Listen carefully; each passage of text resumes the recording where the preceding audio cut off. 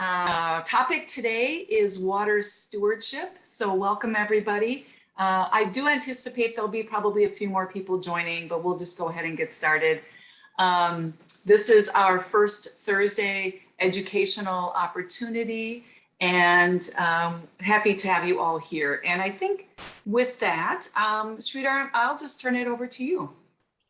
Thank you, Nancy. Yes, we cordially invite you all, and as you can see, today's program, I would like to just give you a brief context and introduction to the speakers, and then we engage in a dialogue.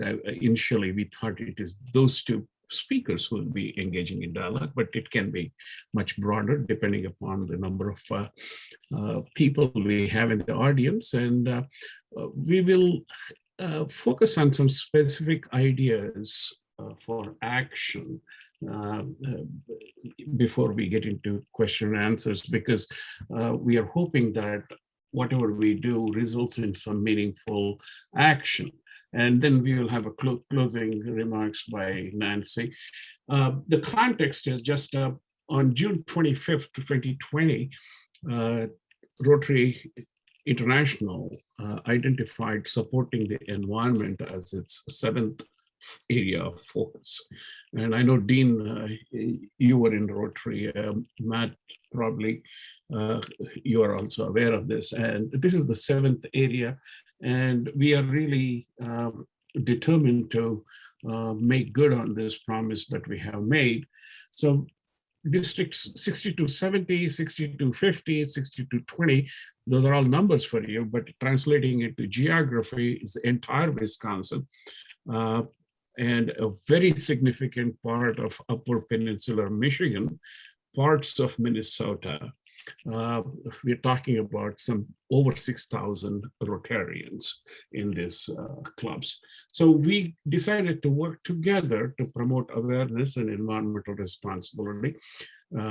So we are presenting 3 webinars. Last week it was Operation Pollination, which I missed because I was speaking somewhere else.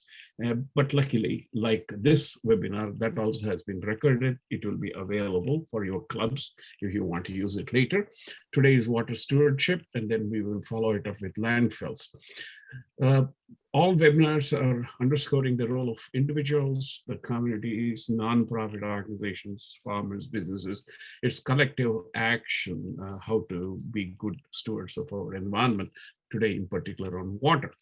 And we also focused on Rotary Days of Service, October 4th to October 10th.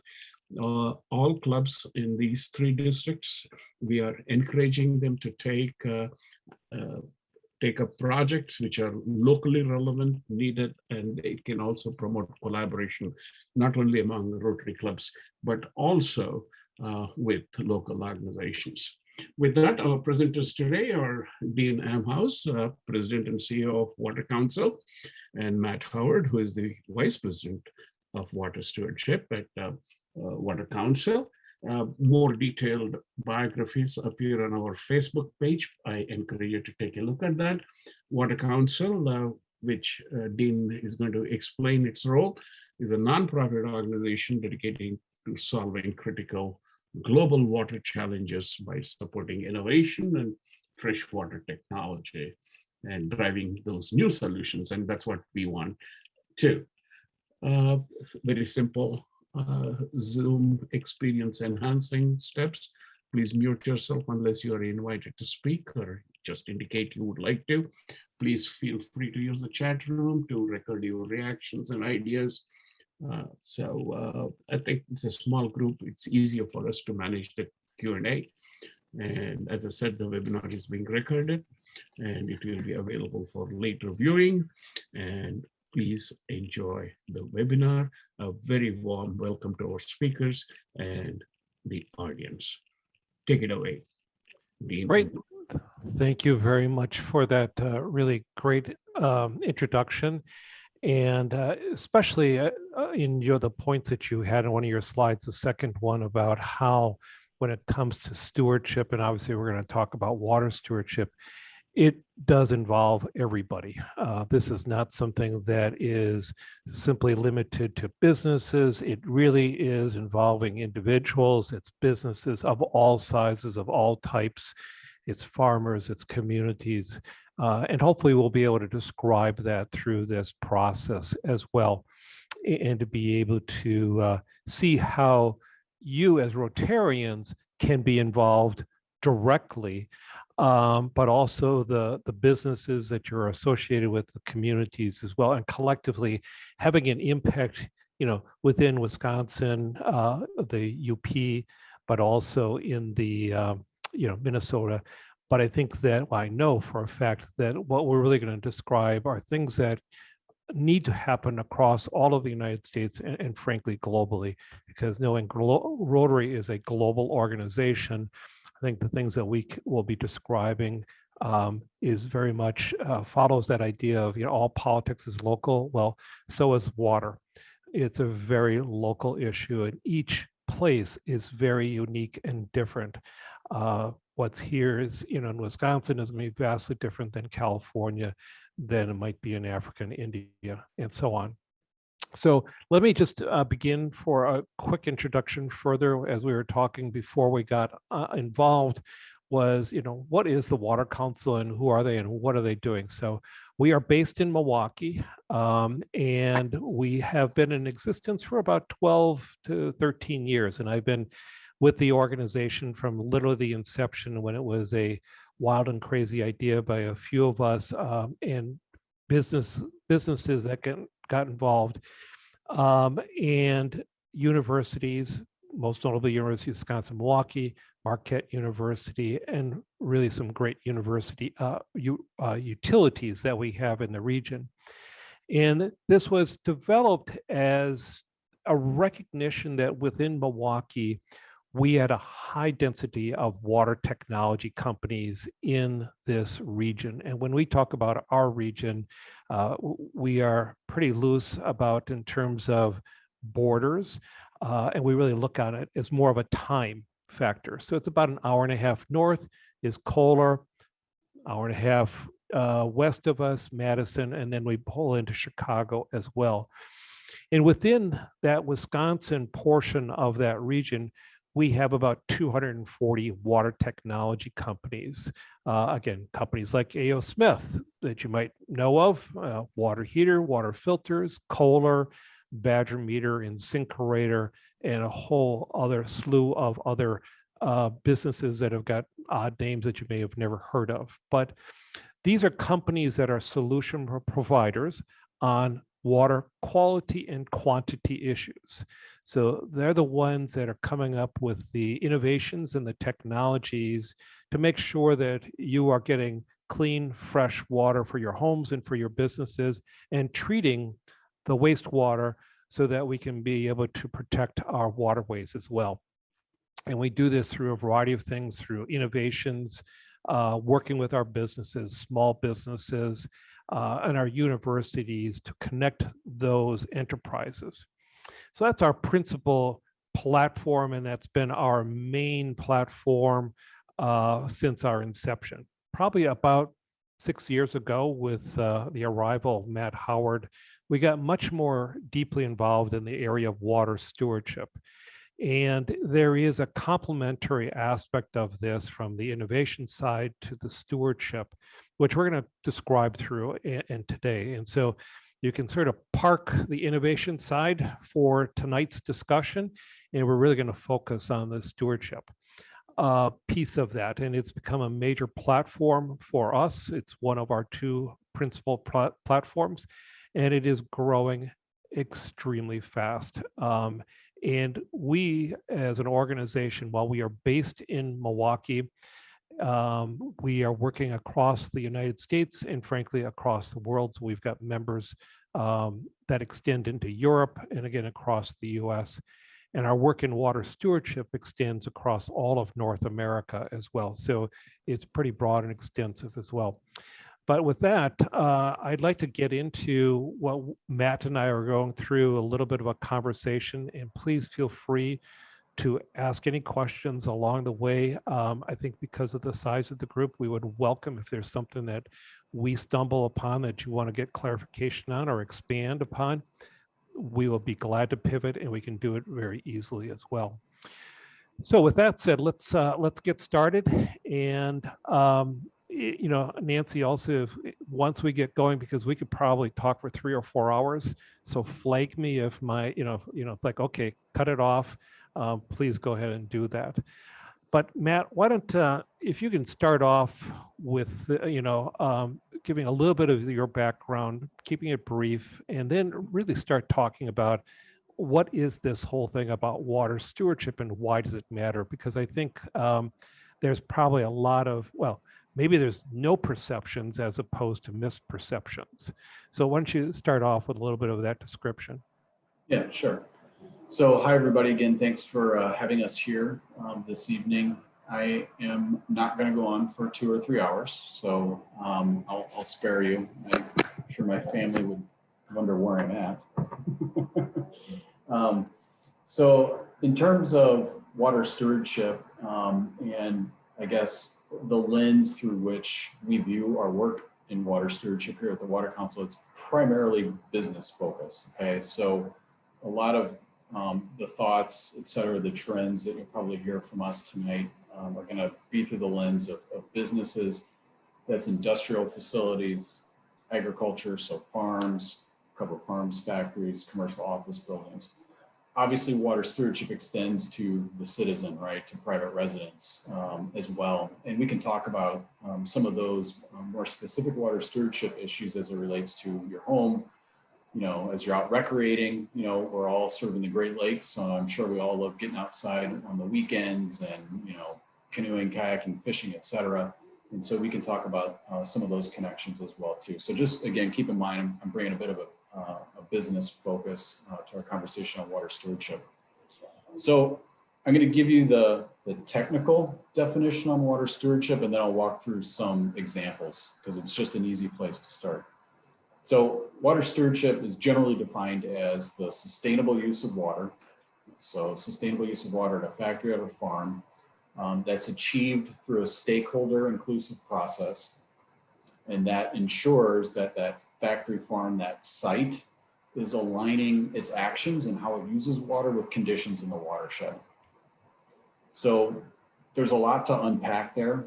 And the way I often think about the definition of water stewardship is the 3 S's. So the sustainable use of water, you involve stakeholders, and then you ensure that your site, whatever that is, again, that your site actions are aligned with general conditions in the watershed. And so really there's a couple of ways to kind of think about water stewardship. And if you've got specific questions about the definition, we can dive into some of that too.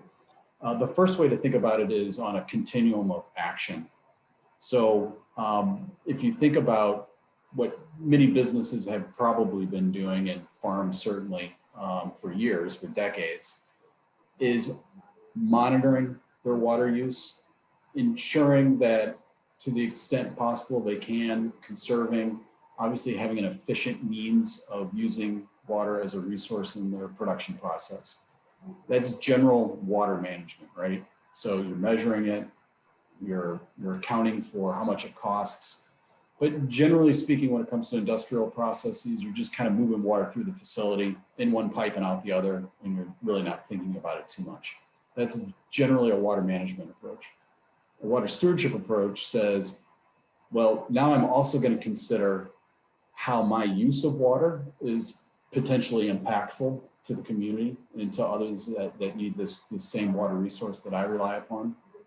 You're also going to begin looking at what happens with water when it leaves your facility. So obviously, you know, there's lots of stuff in industrial effluent and discharge. So where's that water going when it leaves my facility? What's the ultimate water body that effluent and discharge ends up in? You're going to also start looking at conditions and water-related risks which may exist outside the 4 walls of your facility, or if you're a farm, beyond your fence line, beyond your fields. And what I mean by that is if you're in an area where drought or it's arid. And so water quality is, or water quantity is always a condition that you need to be aware of. That you're working with your neighbors, your other farmers, you're working with other industrial facilities, the municipality, to ensure that as a community, you're obviously aware that water quantity is a big deal. And so you're going to push water conservation and work together collectively on water efficiency and things of that nature. If you're where we're at in the Great Lakes, and water quantity isn't necessarily the biggest issue within the basin, it's really more about water quality. Again, you know, being aware that, you know, when you're salting your sidewalks or your parking lot in the winter, all that salt runs off, goes to the nearest water body. And again, if you're in the basin, it eventually ends up in one of the Great Lakes. So as a community, you know, recognizing what your individual impact is on the surrounding resources. So water stewardship really gets you beyond kind of management and focusing pretty narrowly within your four walls.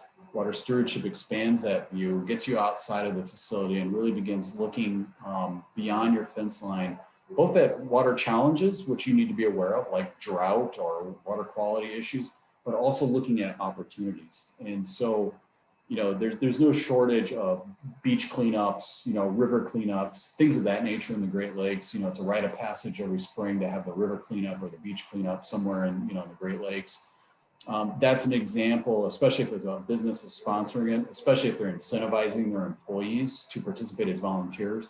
You know, that's an easy, low-hanging fruit win in terms of water stewardship from a business perspective. So that's generally what we mean when we say water stewardship.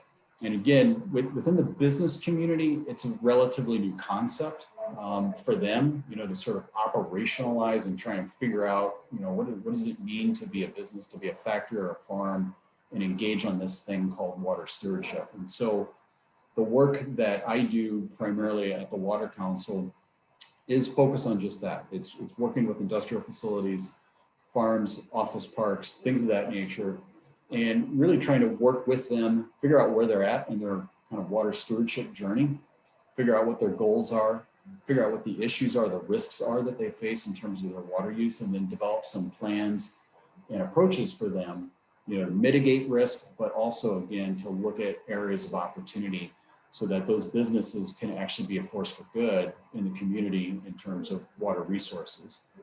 And so Dean mentioned, you know, kind of the original building block or foundation of the Water Council was around water technology.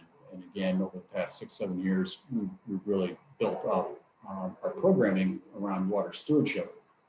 And we've done that primarily through a partnership with another nonprofit called the Alliance for Water Stewardship.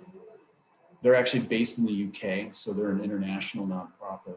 And essentially what they do is they provide a standard, if you will, if you're familiar with the world of standards, like LEED for buildings, that's a standard. So how do you build a green building? Or USDA organic, you know, that's a standard for organic food. So it's a standard in that sense that you can use it in any factory or any farm. But what it does is it provides you a framework to understand your water uses, understand how your use impacts others, and then to put a plan in place to ensure that you're a good water steward, both inside your facility, but then also identify opportunities for you to engage collectively outside your facility.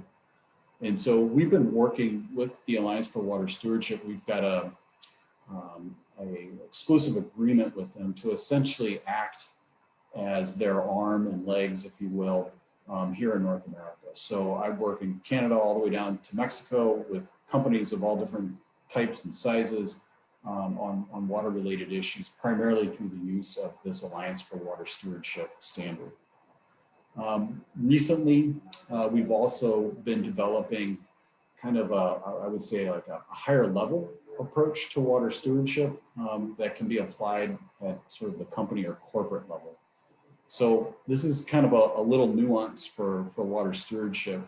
Generally, when we talk about it within our field or our profession, we mean site-specific action on water stewardship.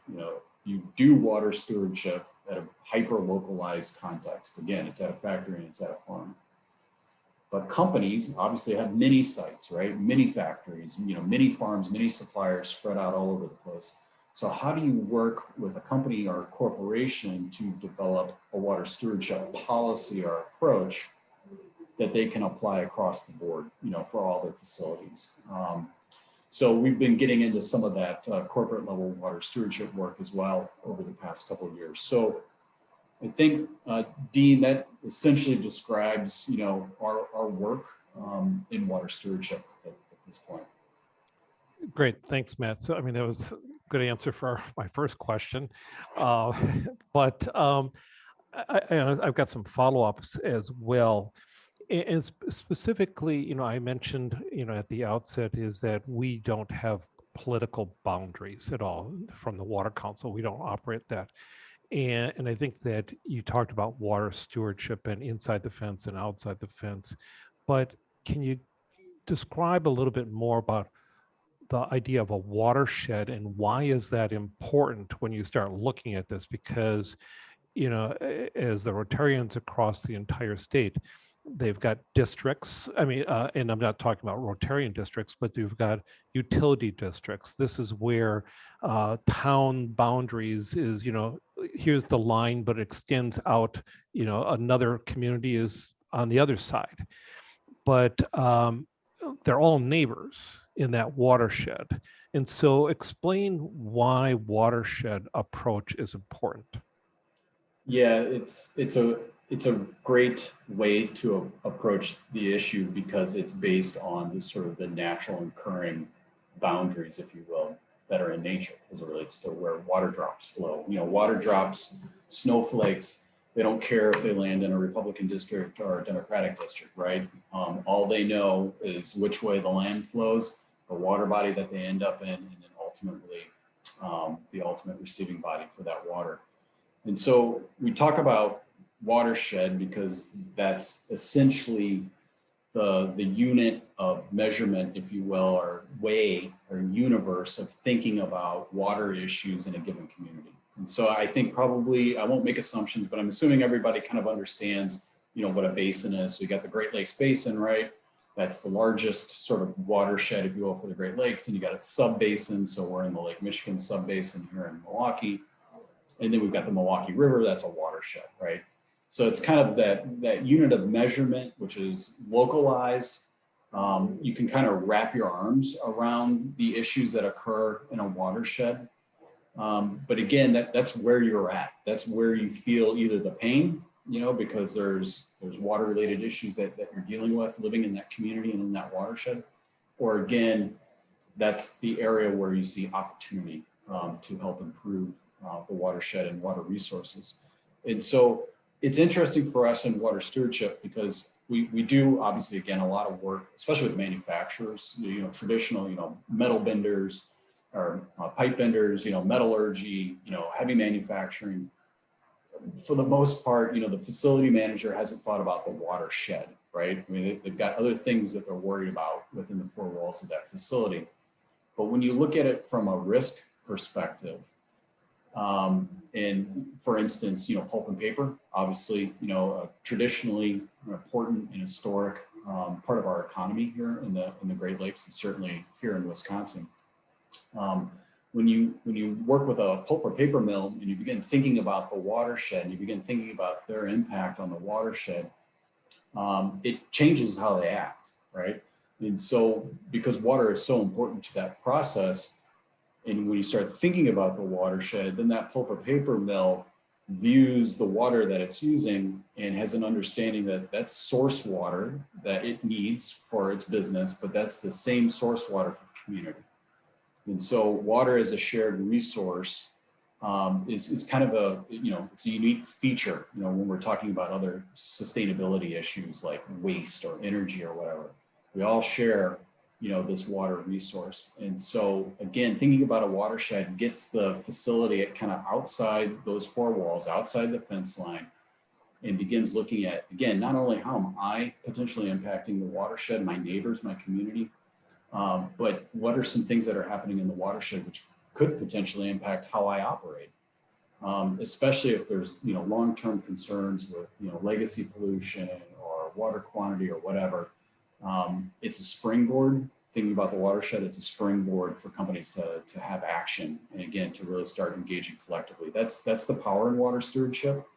We want you to do the management stuff that I talked about at the beginning inside your four walls, but really where you create value as an organization is really getting beyond your four walls and again, looking for opportunities to engage collectively in water stewardship. In the water. Can I ask a question? Sure. So,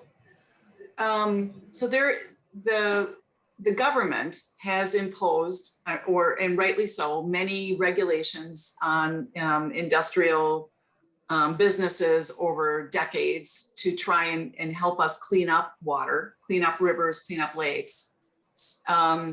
So what I'm understanding is that's not enough.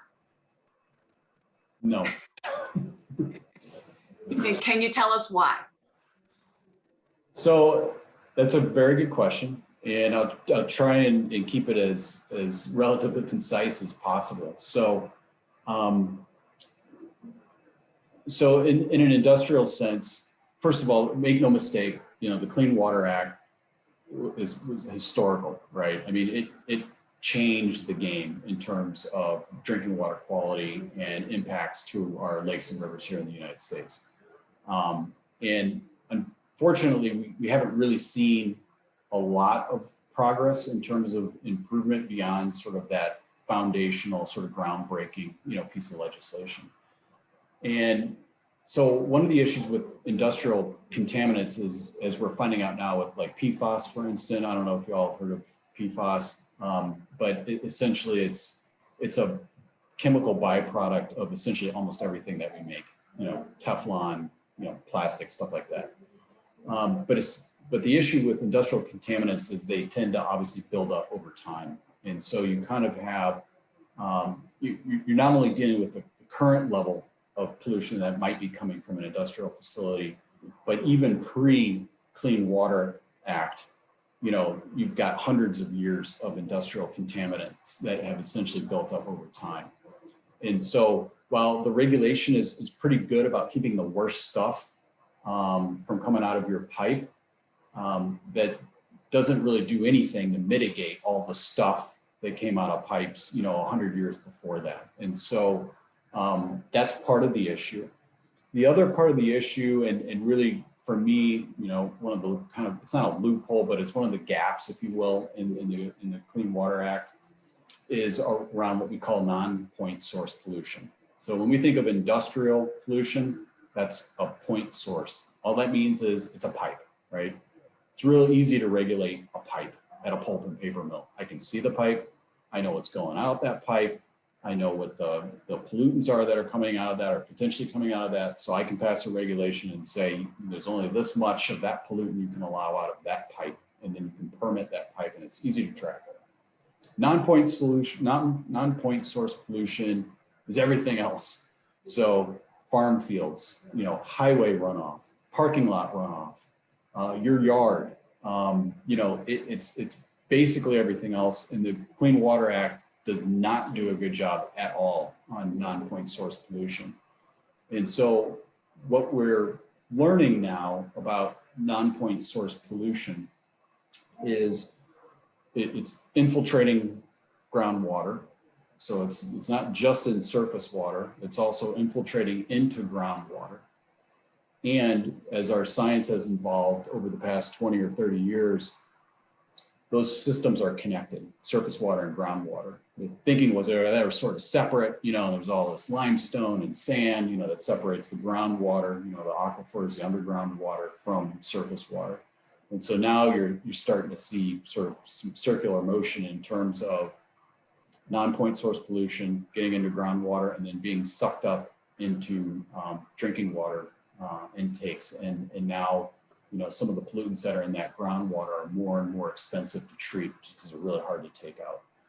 So when we talk about water stewardship, we say at a minimum, we expect you to be compliant with whatever regulations are, you have to be compliant with in your sector, in your industry, right? That's the minimum. You have to be regulatory compliant. But really in water stewardship, we talk about beyond regulatory compliance. And so there are a lot of things that companies can do, factories and farms, beyond regulatory compliance, to really help, again, contribute positively to good water quality outcomes, wherever those companies are located. So that was kind of the quickish, not too long answer, but really good question. And we have a this- comment, yeah, Matt, this go is- ahead. Yeah, this is Bruce Dedman from Green Bay West. And Tom Guyette knows this, but let me give this a bit more of a layman's perspective for some of you all. I work with a group as a volunteer called the Clean Bay Backers. Matt, you may have heard of us up here. We're the with folks out at UW Green Bay and elsewhere. We're the actual Citizens Advisory Committee for the area of concern for the Lower Fox River and the Lower Bay, and we do a State of the Bay trip every year, or work, and we invite the media, we invite local government officials. We've talked about all the issues that this year PFAS is going to be kind of the big one, but we've talked about really focusing a lot on non-point and non-point issues. We take 2 busloads of people out and try to really shine the light under the basket on these things. We focused on, can Bay Beach ever again be a swimming beach? And it's looking more and more like it could. Originally, it was closed down because of one issue, which was, E. coli, and now what would close it down would not be E. coli, it would be algae blooms. And those algae blooms are caused by non-point source pollution in large part. And you get to a situation where, just as an example, New Water, which is a Green Bay Metropolitan Sewage District, it's more economically feasible for them, instead of spending tens of millions of dollars, to reduce their outflow by 1 or 2%, to spend that money working with farmers to develop solutions so that they're not dumping, just manure runoff, frankly, into the river. And they've been reasonably effective at that. But in my view, that's an area where, on a district-wide basis, we could really have an impact in working with groups like that. I'm also real active, again, as Tom knows. I was a senior national volunteer with Ducks Unlimited, and we work a lot out in the Bay with, planting wild rice and, doing all these wonderful things that could not have been done 20 years ago because the ecosystem wouldn't have supported it. The plants would simply not have survived. There's just so many opportunities in my neck of the woods, running from essentially, the Fox Valley up into the Lower Bay for cooperative things. But it needs a lot more capital than what's coming into it. Congressman Gallagher and his predecessor Reed Ribble and Tammy Baldwin, and even Ron Johnson have been extremely supportive of this, especially Congressman Gallagher. He has his own similar effort every fall. But those are things that I'm interested in learning more about, and learning more what Rotary can do. Rotary did something in the Toledo, Ohio area. It was a cover story about 2 years ago, where they did some of the monitoring. That area around Toledo and Lake Erie is virtually identical to the problems we have here as far as non-point pollution rather, and algae blooms. And, we might want to dig that article out and take a look at it and see if we can get some guidance from that. But anyway, I digress. But from a layperson standpoint, I think we've got some great opportunities here. I was sorry, Dean. I was just going to say that example there with the utility and engaging and working with those farmers, that's water stewardship, right? And so That's exactly right. Yeah, that example. So I've known about that for a while. I've talked with some of the consultants, that are working on that. I talk about that, wherever I go, especially when I'm engaging with utilities in other parts of the country, as a prime example of collective action. And you're right. That's the important thing that you sort of brought up at the beginning, is there's an economic driver here too for the utility.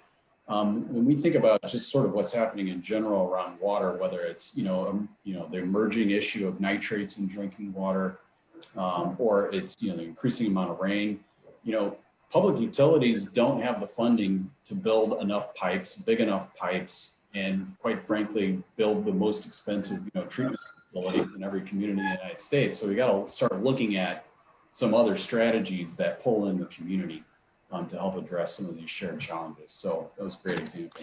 Yeah, I mean, it was a perfect example of, how it needs to be played out. And I think your name was Bruce.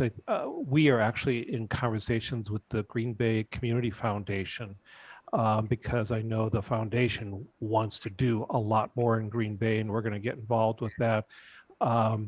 The mayor, the university, Titletown Tech, and there's a big effort. You probably are even familiar with that, and I know that they're trying to do more of that starting in next year as well.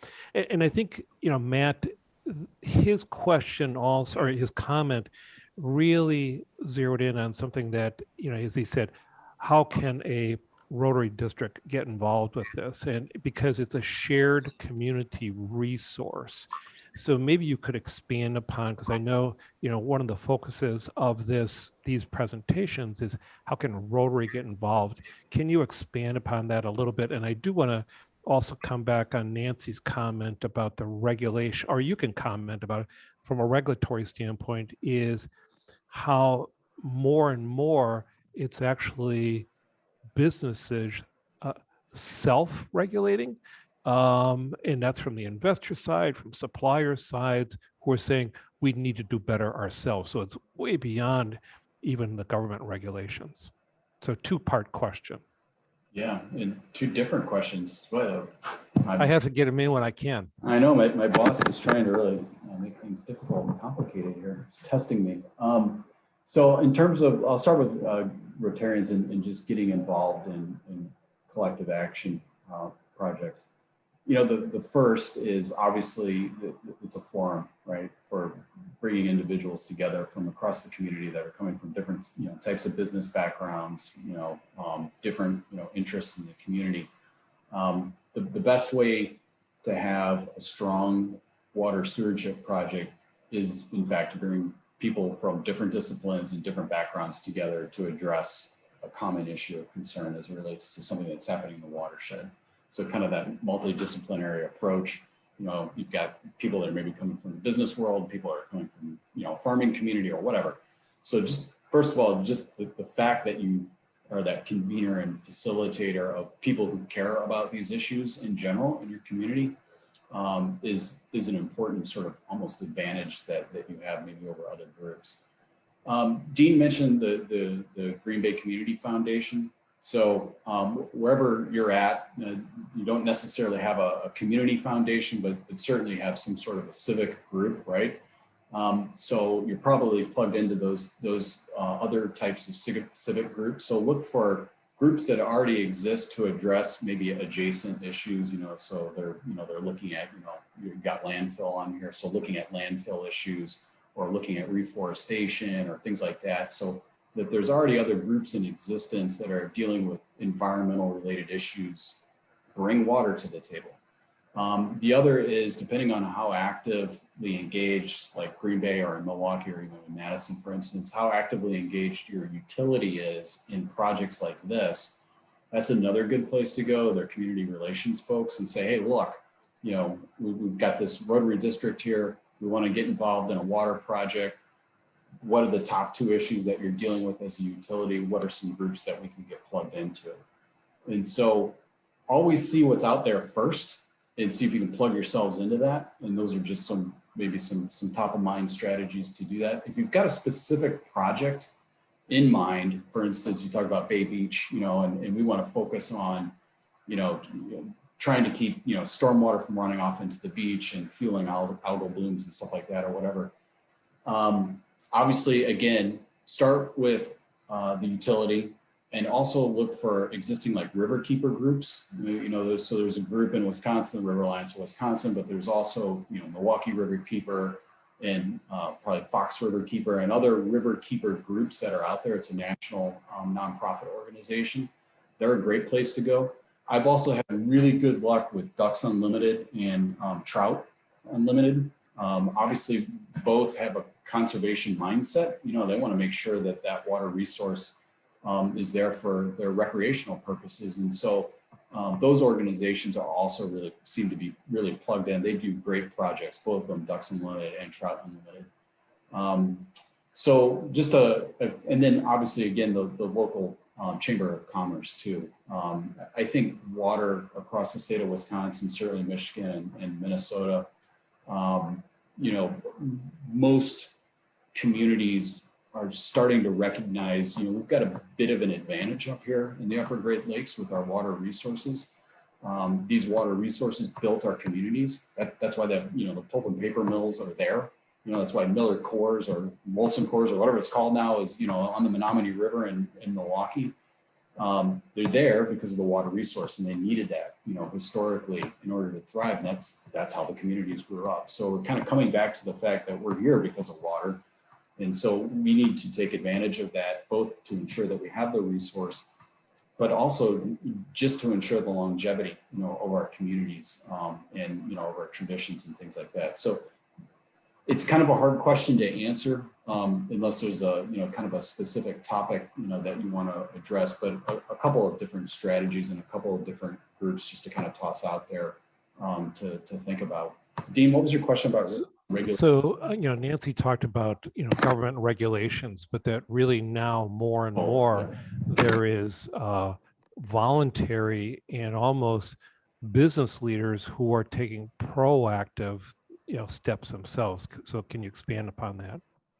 Yeah, so that's true. And so one of the things that's happening that we're seeing anyway, especially with large industrial facilities, very large food and beverage, very large sort of petrochemical facilities, is that they've obviously been naughty, you know, boys and girls, you know, in some cases over the previous years, and there's been some reputational harm, you know, that has occurred as a result, you know, just sort of Dow and DuPont and things of that nature. We're talking about PFAS and whatever. And so they see an opportunity to address some, you know, legacy issues, but they also see an opportunity and a real connection again, you know, to the community. I've been doing a lot of work with some chemical manufacturers in the kind of the Houston Gulf Coast area. And if you look on Google Earth, you know, when you go down to sort of between Houston and the coast, it's unbelievable the amount of petrochemical infrastructure that's down there. And these facilities are using like 4, 5, 10 million gallons of water a day in the facility. I mean, just a massive amount of water. So they recognize that, you know, they need to address some of the legacy pollution issues. They also recognize that that way of operating is not sustainable in the future. And so if they want to continue to operate in that community and they want to continue to be positive contributors to that economy and that community, then they got to address some of these water related issues. And in order to do that, they're going to have to do things that aren't regulated. So they're going to have to start looking at, well, how can I actually reuse water?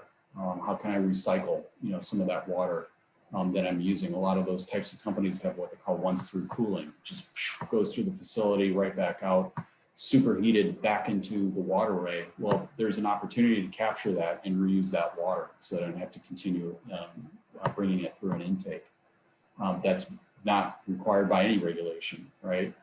So there's an opportunity to do some really cool things, especially on a technology basis that gets them beyond regulatory compliance, but then also establishes a best practice, not only for their industry, but other industries. And what's like the top motivating factor for businesses, like what their competitors are doing. And so we get approached by companies all the time that, you know, are benchmarking their water performance on who they perceive as leaders in their industry. And so now they got to sort of improve and up their game. And so kind of through this natural evolution of like improving operational efficiency, correcting past wrongs, ensuring they got healthy water resources for the future and that they're good community, stewards and citizens, they get beyond regulatory compliance. And it's really interesting, not to make a political point, but whatever it's happening at the state level or at the federal level, when you've got politicians talking about, well, we're going to roll back this regulation on water, you'll notice that for the most part, businesses aren't sticking their hands up going, well, that's exactly what they wanted. Nobody wants to stick their hands up and say, we're looking to roll back water related regulations. And so companies want a steady, predictable regulatory environment, but just through the process of wanting to improve how they operate, to get beyond that, they spur others to action. So you kind of get this weird condition where you've got, a petrochemical company, doing really innovative things that aren't even foreseen by regulation at this point. And so anyway, kind of rambling on there, Dean. There's, a couple of other questions. Yep, Matt, there's a couple questions here. Oh, okay. So, Sridhar? You have to unmute, Sridhar. Thank you. A quick comment and then a question. And again, we have seen this in terms of air pollution, and though the experiment is not entirely successful, the carbon credits and that kind of thing, if we don't pay for it, we don't really take good care of it. And I don't know how more complex is the water in terms of tracking the cost shifting and non-payment of the inherent cost. Anyway, so that's common. But more specifically, I'm having this wonderful tour of my district and meeting people in very small clubs, and some are very large clubs. And but one thing common is they all love their water. So is there a clearinghouse that you would recommend where people can look for projects of all sizes? In other words, a club of 20 or a club of 100 can do it, or do it in collaboration, do it at the individual level, it could be promotion. So these kind of ideas, if they are available in one place, we could turn loose our people to go and look and choose a project that fits their size and their need, and start. I mean, October 4th, October 10th is just a recommended, the world lives beyond that. So, but I think they would like to see, I think, to get started, clear beginning, clear end, and a project that they can implement. So any clearinghouse of that kind of information would be very helpful. Yeah, I mean, Can I comment locally? yeah, go for it. I put a note out on the chat room, but I think if we spoke with the Fox Wolf River Alliance and New Water, and these people all talk to each other all the time, and UW Green Bay, it would be a very small gathering with a gigantic menu of these would all be great things to do, with price tags, varying from not all that much to like gigantic sums. But we don't need to reinvent the wheel here. We don't need to go looking for them. There's a ton of opportunities, and I think the Green Bay Community Foundation has been doing some work on that. But to be honest, and Sridhar and Tom, as we go along here, and the others, I have contacts with all of those folks. I don't propose to be. I mean, I'm an HR lawyer, nearly retired, but I've made this kind of my passion. Personally, I grew up. I live on the Bay. I'm on the Bay right now. And I know the people to talk to get those projects, to get those ideas. So, But well, here's my question. So our next first Thursday event is September 2nd. Our plan was to talk about marketing, but I mean, we certainly can be flexible if we had representatives from those groups that might want to join us. Now, that's not a whole lot of time, September 2nd to October 4th. to plan something. But I just wanted to throw that out there. Nancy, I will just put a wrinkle on it in the sense, not exactly wrinkle. Now that we have this task force in place, and I would encourage the task force kind of pull together that, and we would love to listen to them, get those ideas and say, this is what we can be doing. This is where you should be looking at. And that would be very, very instructional and helpful. I know where you're going with, I think we need projects which are small. We need projects which are multi-year, and we have that ethic of involving with water stewardship, not just in Wisconsin. Look at the problems in Zimbabwe, Guatemala, India. We've been working on some of those things. So yeah, I agree. We don't have to reinvent the wheel, but I think if we can make it available in one place, one-stop shopping kind of thing, and people from the environmental task force, they're such dedicated, experienced people.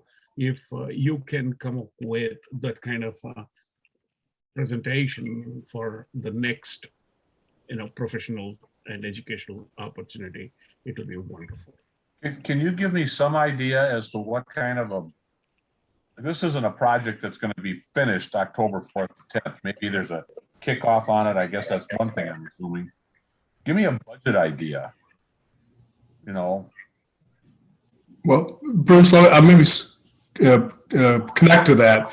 Obviously, our club and the district has grant money available, so that there's money is out there to do projects, depending upon, even if we get the 4 clubs here, or like in Appleton where they get 6 clubs to work together. If we get 3 or 4 clubs to work together, everybody putting in a little bit and being matched with the district, there isn't any reason why we couldn't do a $10 or $15 or $20,000 project here in Green Bay for water. But Craig? the one thing I learned from scouting about being lost is, first you admit you're lost, and second you take an inventory. And here we ought to urge each club to take an inventory of some of the water challenges in their community by contacting all these points that were talked about, and then get back to our task force about that. Then we can see what's in common. Mm-hmm. I can tell you that from a regional standpoint, a lot of that work has been done either by my group or by, with surveys and working with municipalities. I think it's of course valuable to get input from the Rotary clubs, but I think you'll find that there's going to be three or four common themes throughout. That's what I'm hoping. Yes, and we are saying local need and local size, but I think when you put together and share these ideas, and like Trey said, you have a broader perspective, we can even do at the district level something. And I can always, Tom, I can almost smell a reverse global grant right here, which we can do. And I think, I encourage that, and anybody who wants to join the task group, it's an open group, and please do join and come up with these ideas. Unfortunately, Dave is silenced because of technology.